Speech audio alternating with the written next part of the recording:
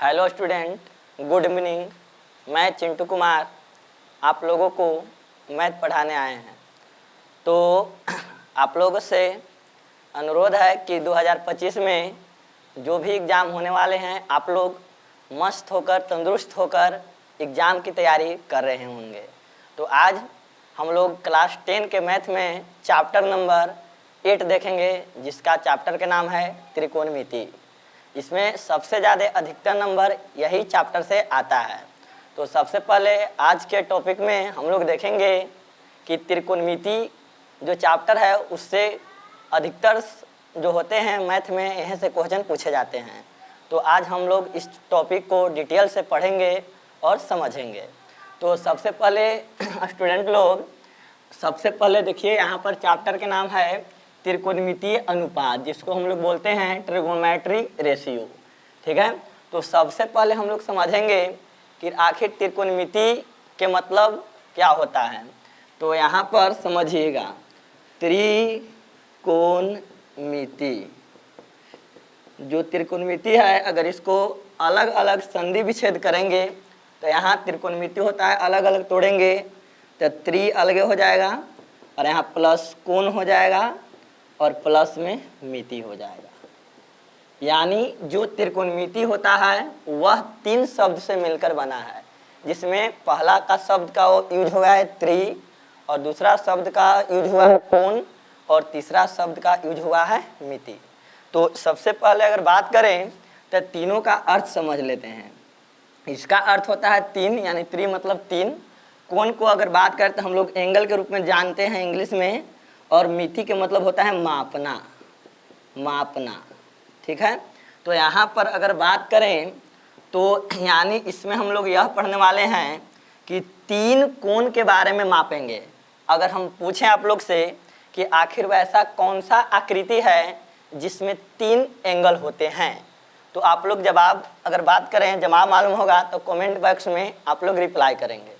तो यहाँ पर देखिए, अगर बता सकते हैं तो सबसे पहले हम लोग एक आकृति ले लेते हैं त्रिभुज। इसका नाम दे देते हैं ए, बी और सी। एकरा में बात करें तो 3 भुजा होता है और इसमें 3 कोण होता है। 3 भुजा होता है और 3 कोण होता है, जिसमें पहला भुजा का नाम यहाँ पर हो गया ए बी, दूसरा भुजा के नाम हो गया बी सी, और तीसरा भुजा के नाम हो गया ए सी। यानी पहला भुजा हो गया ए बी, दूसरा भुजा हो गया बी सी, और तीसरा भुजा हो गया ए सी। अगर 3 कोण के बात करें तो यहाँ पर देखिए, यहाँ पर एक कोण ए है, दूसरा कोण बी है और तीसरा कोण सी है। तो यानी कोण ए, कोण बी और कोण सी। यानी कि अगर त्रिकोणमिति का अगर मतलब समझे कि आखिर त्रिकोणमिति क्या होता है, तो यहाँ पर देखिए 3 मतलब 3 कोण, यानी यहाँ पर कोण के मापेंगे। यानी जिस आकृति में या कोई भी त्रिभुज में तीनों भुजा और तीनों कोण नापकर अगर हम इसके बारे में पढ़ेंगे, वही हमारा होता है त्रिकोणमिति।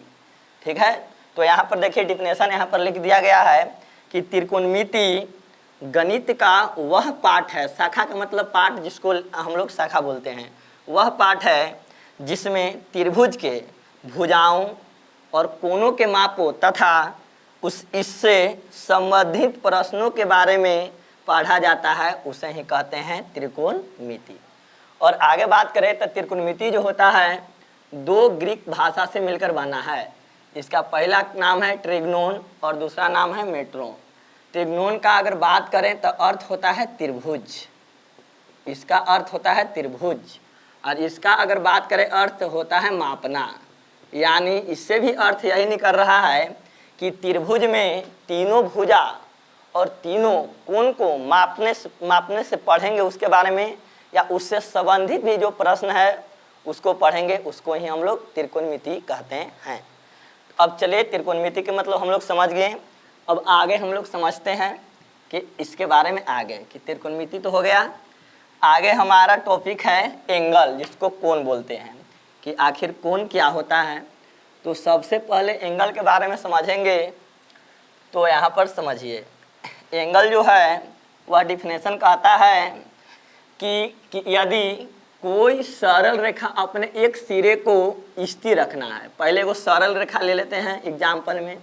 मान लीजिए हम एक सरल रेखा ले लिए ओ ए, ठीक है, अब कहता है कि एक सिरा को स्थिर रखना है, यानी मान लीजिए हम ओ को हम स्थिर रहेंगे, इसको मोशन नहीं देंगे, और रख कर घूमती हुई अपनी स्थिति में परिवर्तन कर देते, इसको हम धर लेंगे और इसको घुमाएंगे। जैसे यहाँ पर देखिए, इसको अगर धर लें, ये मुंह को धर लें और इसको ऐसे घुमाएंगे, तो मान लीजिए इसको भी अगर ऐसे घुमाएंगे, तो घुमाएंगे गोले गोले गोले गोले ऐसे बनेगा।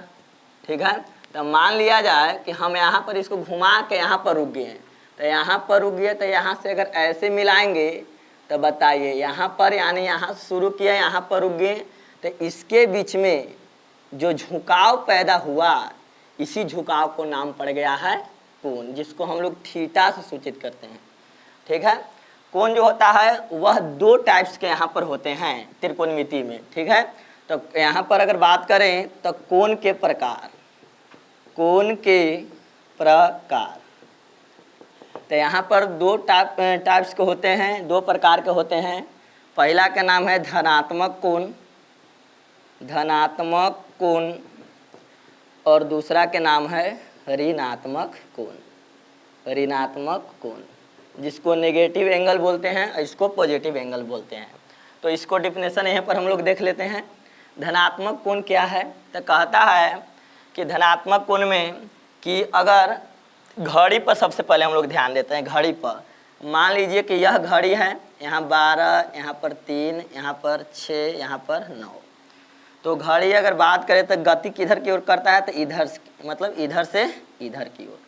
तो अगर घड़ी के विपरीत दिशा में घूमेगा, ठीक है, घड़ी के विपरीत दिशा में अगर घूमेगा सुई, तो उसको उस समय जो एंगल बनेगा उसको धनात्मक कोण के नाम से जानेंगे। कौन कोण के नाम से जानेंगे? धनात्मक कोण। कब?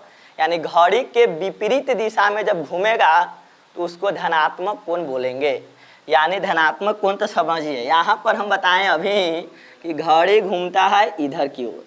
अगर मान लीजिए कि हम यहाँ पर एक लाइन ले लिए OA, ठीक है, और यहाँ से अगर इधर ऐसे तीर दिए तो यहाँ पर देखिए यहाँ से इधर की ओर एंगल बना, यानी यह अगर बात करते हैं यह एंगल हम लोग धनात्मक यानी प्लस थीटा लेंगे। क्यों? क्योंकि घड़ी घूमता है इधर की ओर, लेकिन हमारा एंगल बन रहा है घड़ी के विपरीत दिशा में, तो यह हो गया हमको धनात्मक कोण प्लस VE। अब ऋणात्मक कोण की अगर बात करें, कौन कौन के बात करें? ऋणात्मक कोण।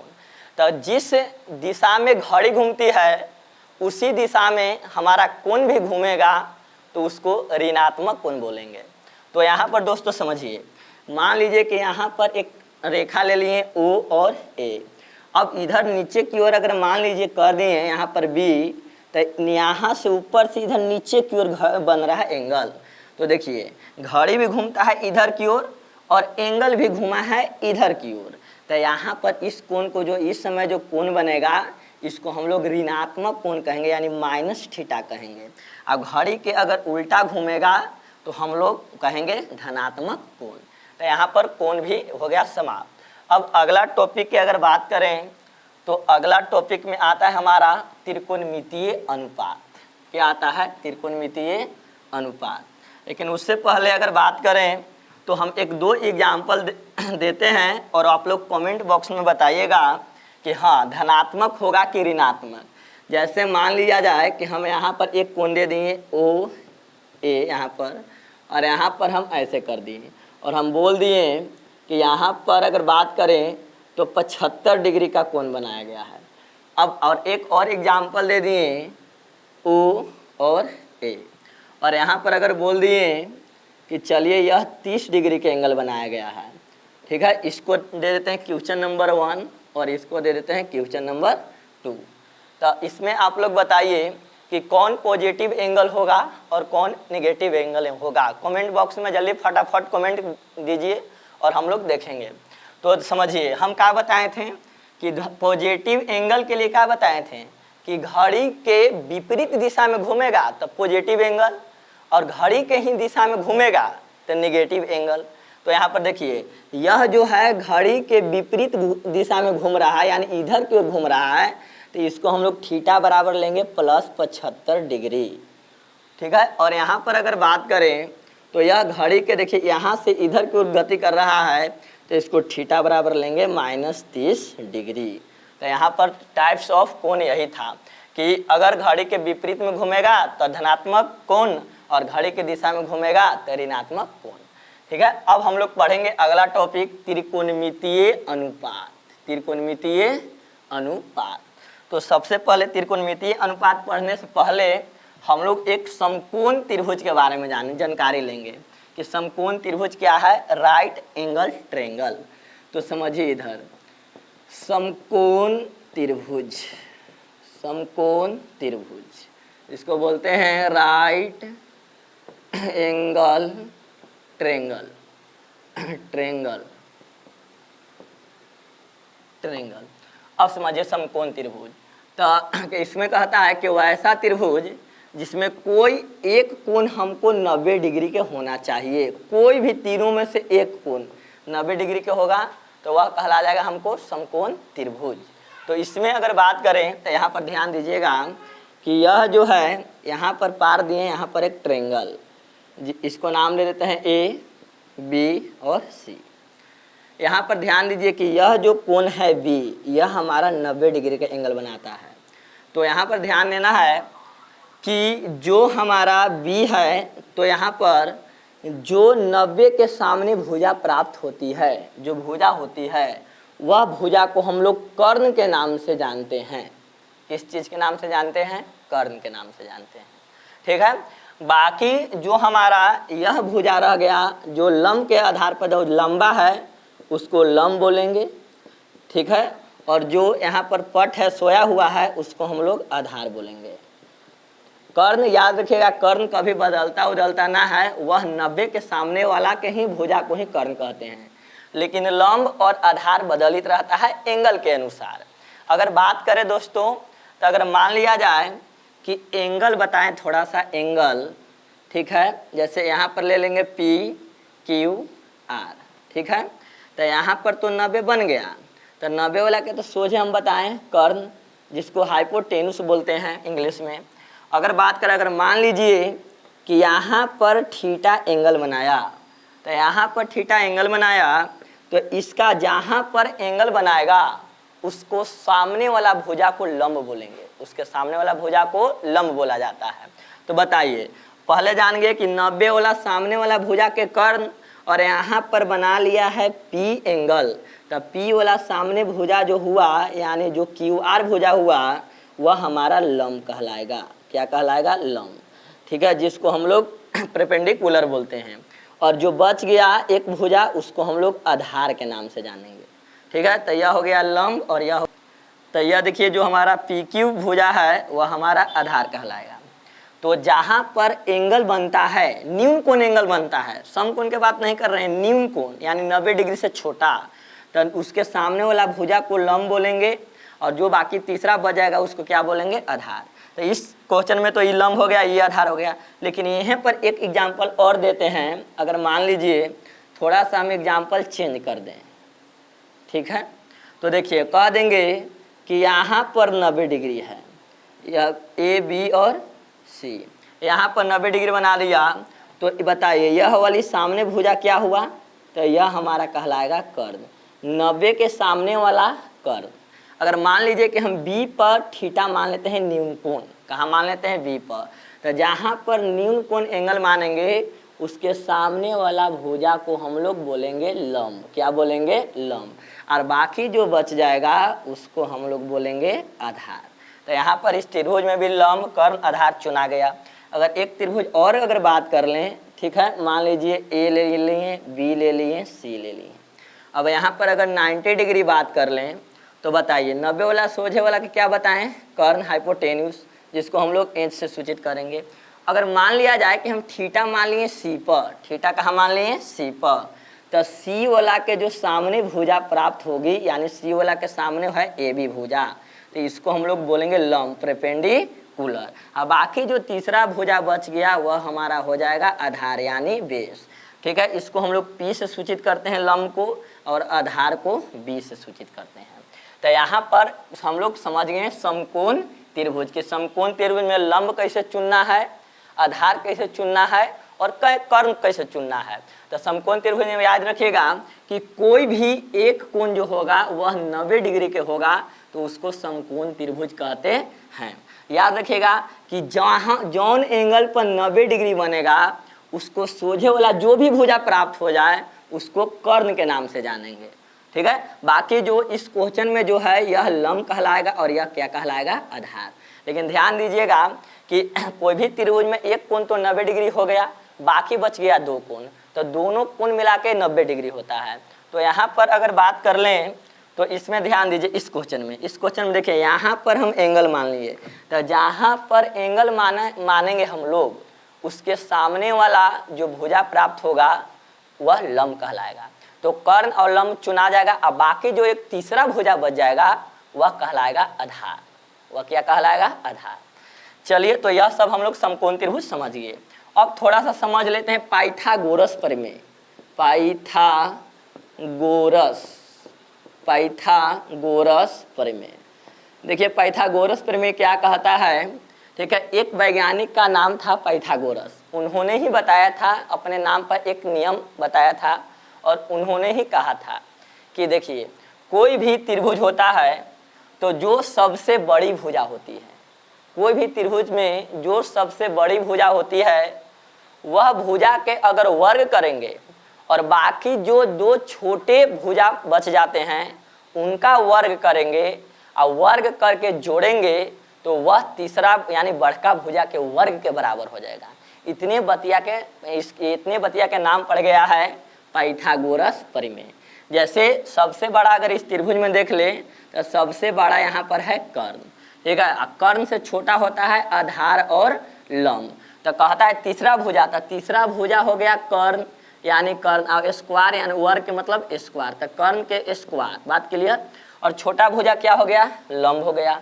ठीक है, यहाँ पर छोटा भुजा हो गया लंब और एक छोटा भुजा और हो गया क्या, आधार। अब कहता है कि दोनों के वर्ग कर दीजिए, वर्ग कर दिए, वर्ग के मतलब माथा पे स्क्वायर, और योग कर दीजिए है ना, तो यह तीसरा भुजा के बराबर हो जाएगा यानी कर्ण के बराबर हो जाएगा। तो पाइथागोरस प्रमेय यही बोलता है क्या कि कर्ण के स्क्वायर बराबर लंब के स्क्वायर प्लस में आधार के स्क्वायर। अगर इसको बात करें तो इसको एच स्क्वायर बराबर अगर बात करें तो इसको पी स्क्वायर। ठीक है, हम लोग अभी बताएं कि जो कर्ण होता है उसको एच से सूचित करेंगे, जो लंब होता है उसको पी से सूचित करेंगे और जो आधार होता है उसको बी से सूचित करेंगे। तो यहाँ पर निकल गया एच स्क्वायर बराबर पी स्क्वायर प्लस में बी स्क्वायर। ठीक है, तो यह था पूरा हमारा लंब, कर्ण, आधार और पाइथागोरस प्रमेय। क्या होता है, कर्ण के स्क्वायर बराबर लंब के स्क्वायर प्लस में आधार के स्क्वायर, यह पाइथागोरस प्रमेय था। अब हम लोग अगला टॉपिक पर आते हैं कि हाँ क्या क्या होगा।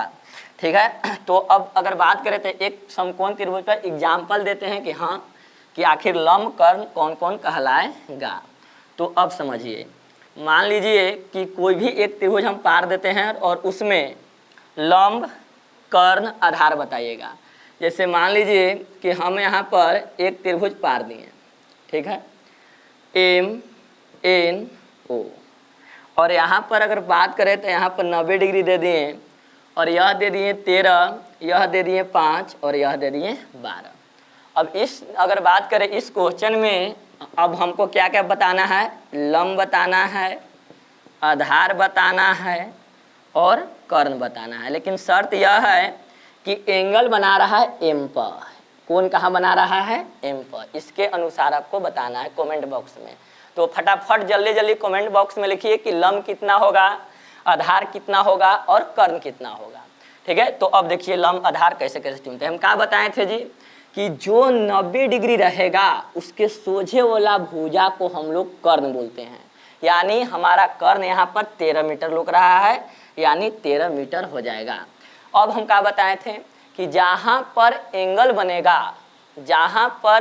बनेगा उसके सामने वाला जो भुजा होगा वहाँ वह लंब कहलाएगा। तो देखिए यहाँ पर एम बन रहा है, तो एम बन रहा है तो एम के जो सामने वाला भुजा प्राप्त हुआ यानी ओ एन कितना प्राप्त हुआ, 12। तो यानी यह हो गया हमारा 12 मीटर लंब। और बाकी बतावे किए थे कि जो तीसरा भुजा बच जाएगा वही हमारा आधार बच जाएगा।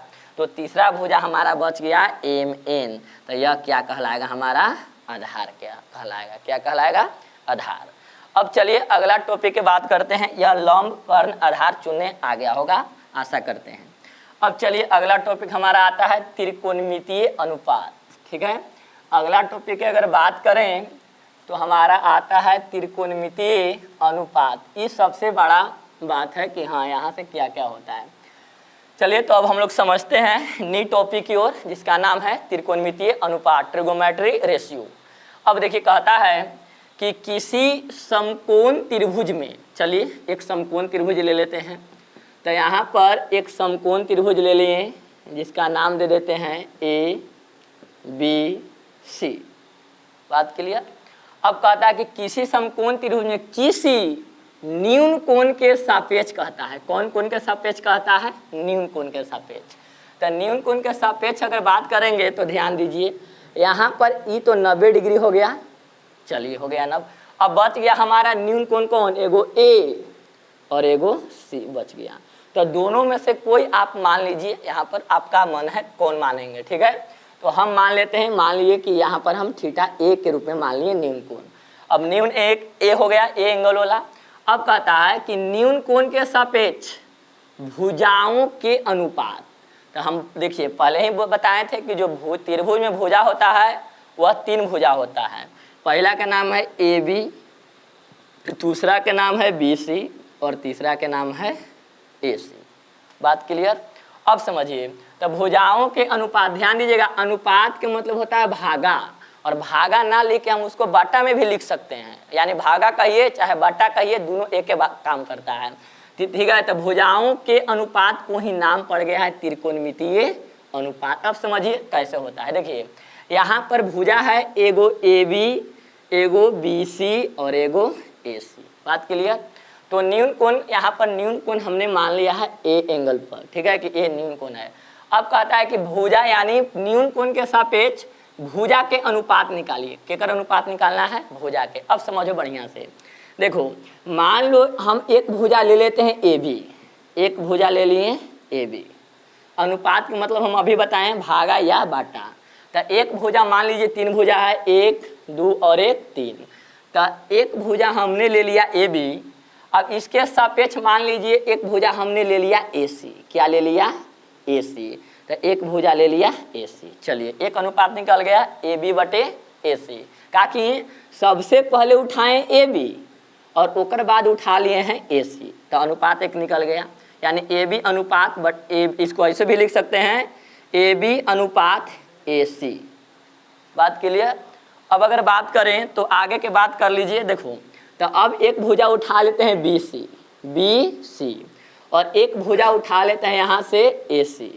तो AC, तो यह भी सेकंड दूसरा अनुपात निकल गया। अब समझिए बढ़िया से, एक भुजा यहाँ से उठाए थे, पहला भुजा उठाए थे ई वाली और पहला फिर को नीचे उठाए थे ई वाली। तो AB बटे AC। दूसरा उठाए थे BC और यहाँ पर उठा लिए थे AC। तो बताइए BC बटे AC। अब देखिए, अब यहाँ से अगर बात करते हैं AC दोनों में उठाए हैं, तो अब की AC के छोड़ दीजिए और ई दोनों के पारा पारी ले लीजिए। तो यहाँ ले लेते हैं AB और यह तीसरा भुजा हो गया BC। तो अब देखिए यहाँ पर निकल गया पहला अनुपात AB बटे AC, दूसरा निकल गया BC बटे AC और तीसरा निकल गया AB बटे BC। अब समझिए, अब यहाँ पर 3 गो सीधा के रूप में निकालें। अब यही तीनों के हम उल्टा अगर कर दें तो 3 गो और निकलेगा। ठीक है, तो सबसे पहले यही तीनों जो है इसको उल्टा करके लिख देते हैं। तो इसको लिख देंगे AC बटे में AB, इसको लिख देंगे AC बटे में BC और इसको लिख देंगे क्या, BC बटे में AC। तो यह जो 6 गो अनुपात निकल के आया ना, यही 6 अनुपात को नाम पड़ गया है त्रिकोणमितीय अनुपात। किसके सापेक्ष निकाले हैं, तो न्यून कोण के सापेक्ष निकाले हैं। पहला भुजा का नाम है AB बटे AC, दूसरा पहला अनुपात का नाम है AB बटे AC, दूसरा के BC बटे AC, तीसरा के AB बटे BC, चौथा के AC बटे AB और पांचवा के AC बटे BC और छठा के BC बटे AC है। अब समझिए, यही 6 जो अनुपात निकल के आया, यह छओं के नाम अलग अलग नाम त्रिकोणमिति में दिया गया है। ठीक है, तो अब इसको हिंदी में थोड़ा लिख देते हैं कि क्या क्या होता है, समझिए। तो ये 90 है जी, तो 90 वाला सामने वाला के कर्ण, यह है थीटा, यानी तो इसको सामने क्या बन जाएगा, लंब, और यह जो बच जाएगा यह क्या बच जाएगा, आधार। ठीक है, तो अगर हिंदी में अगर बात कर लें तो देखिए ए बी, तो ए बी बन गया हमारा आधार, आधार, और ए सी क्या बन गया, कर्ण। चलिए कर्ण लिख देते हैं। ठीक है, बी सी, तो बी सी देखिए, बी सी क्या बन गया, लंब, तो यहाँ लिख देंगे लंब, और ए सी क्या था, कर्ण, यहाँ लिख देंगे कर्ण। बात क्लियर। अब देखिए ए बी, तो ए बी क्या था, ए बी था आधार, ए बी आधार, और यहाँ बी सी, तो यहाँ लंब। अब इसको ए सी, तो ए सी क्या हो गया, कर्ण, और ए बी, तो ए बी क्या हो गया, ए बी आधार हो गया। फिर देखिए ए सी, तो ए सी क्या हो गया, कर्ण, और बी सी क्या हो गया, लंब, तो यह हो गया लंब। अब आगे देखिए बी सी क्या था, तो बी सी था लंब, बी सी था लंब, और ए सी क्या था, तो ए सी था हमारा कर्ण। अब देखिए, तो यह जो 6 अनुपात हम हिंदी लैंग्वेज में लिखे हैं, यही 6 अनुपात के नाम पड़ गया है ट्रिगोनोमेट्री रेशियो, यानी त्रिकोणमितीय अनुपात। अब इसमें हम समझें तो देखिए, सबसे पहले हमारा अगर बात करें तो सीधा अगर सहारते हैं, तो पहला अगर बात करें तो लंब बटे कर्ण, लंब बटे कर्ण। दूसरा के अगर बात कर लें तो आधार बटे कर्ण। ठीक है, तीसरा के अगर बात कर लें तो लंब बटे आधार। अगर चौथा के बात कर लें, ठीक है, तो इसमें अगर बात कर लें तो कर्ण बटे लंब। ठीक है, पांचवा के अगर बात कर लें तो कर्ण बटे आधार, यह निकाला। ठीक है, छठा के अगर बात कर लें तो क्या निकाला, ठीक है, आधार बटे लंब। ठीक है, तो यह जो 6 अनुपात निकल के आया है, इसी का नाम पड़ गया त्रिकोणमितीय अनुपात। अब समझिए, इसमें लंब बटे कर्ण का किस नाम से हम त्रिकोणमिति में जानेंगे भाई, कि जहाँ पर लंब और कर्ण रहेगा उसको त्रिकोणमिति में सब इस 6 को अलग अलग नाम दिया गया है त्रिकोणमिति में।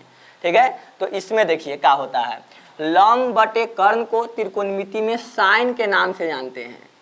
कौन के नाम से जानते हैं, साइन के नाम से। और जो आधार बटे कर्ण हो गया, इसको हम लोग कॉस के नाम से जानते हैं त्रिकोणमिति से। और जो लंब बटे आधार हो गया, उसको हम लोग टैन के नाम से जानते हैं। और कर्ण बटे जो लंब हो गया, उसको हम लोग कॉसेस के नाम से जानते हैं। ठीक है, और कर्ण बटे जो आधार हो गया, उसको हम लोग सेक के नाम से जानते हैं। और जो आधार बटे लंब हो गया, उसको हम लोग कॉट के नाम से जानते हैं। तो समझिए, त्रिकोणमितीय अनुपात को अलग अलग नाम दिया गया। लंब बटे कर्ण को नाम जानेंगे, साइन नाम है। आधार बटे कर्ण के कॉस नाम है। लंब बटे आधार के टैन नाम है। कर्ण बटे लंब के कॉसेस नाम है। कर्ण बटे आधार के सेक नाम है। और आधार बटे लंब के कॉट नाम है। अब समझिए, यहाँ पर जो एंगल के सापेक्ष लिया गया था, यानी उसके सापेक्ष में हम एंगल यहाँ पर जोड़ देंगे। तो एंगल लिया गया था थीटा, तो यहाँ लिख देंगे sine theta, cos theta, tan theta, cosec theta, sec theta और कॉट थीटा। तो यह जो पूरा 6 अनुपात निकल के यहाँ पर जो प्राप्त हुए, इसी का नाम पड़ गया है त्रिकोणमितीय, त्रिकोणमितीय। ठीक है, तो त्रिकोणमितीय अनुपात यह हमने निकाल दिया। यानी यहाँ से फार्मूला निकल गया कि साइन थीटा बराबर लंब बटे कर्ण, कॉस थीटा बराबर आधार बटे कर्ण, टेन थीटा बराबर लंब बटे आधार, कोसेस थीटा बराबर कर्ण बटे लंब, और सेक थीटा बराबर कर्ण बटे आधार, और कोट थीटा बराबर आधार बटे कर्ण। तो यही 6 अनुपात का नाम पड़ गया है त्रिकोणमितीय अनुपात। तो अब इसमें अगर बात करें तो अब इतना थ्योरी हो गया। अब इसके बाद हम लोग पढ़ेंगे, एक बात का ध्यान देना अति आवश्यक है कि जैसे यहाँ देखिए साइन थीटा लिखाया, ठीक है, तो साइन थीटा हो चाहे 6 में से कोनो त्रिकोणमितीय अनुपात हो, इसको हम लोग साइन गुना थीटा कभी नहीं लिख सकते हैं। यह लिखना हमारा गलत हो जाएगा त्रिकोणमिति में। ठीक है। कभी भी अगर लिखा ऐसा मिला साइन गुना थीटा तो इसको गलत मान लिया जाएगा। यहाँ एंगल के रूप में बताता है, ठीक है, ना कि गुना के रूप में बताएगा, ठीक है। चलिए तो इसके बाद अब हम लोग, ठीक है, 8.1 की ओर बढ़ेंगे, जो हमको इस एक्सरसाइज की ओर आगे बढ़ेंगे प्रश्नावली की ओर, ठीक है। तो 8.1 में अगर बात करें तो इसमें अब 8.1, चलिए विद्यार्थीगण, तो आज का क्लास हम लोग यहीं पर समाप्त करते हैं। त्रिकोणमिति का 8.1 का थ्योरी हो चुका है। अब आज का हमारा क्लास यहीं पर समाप्त होता है। जय हिंद, जय भारत।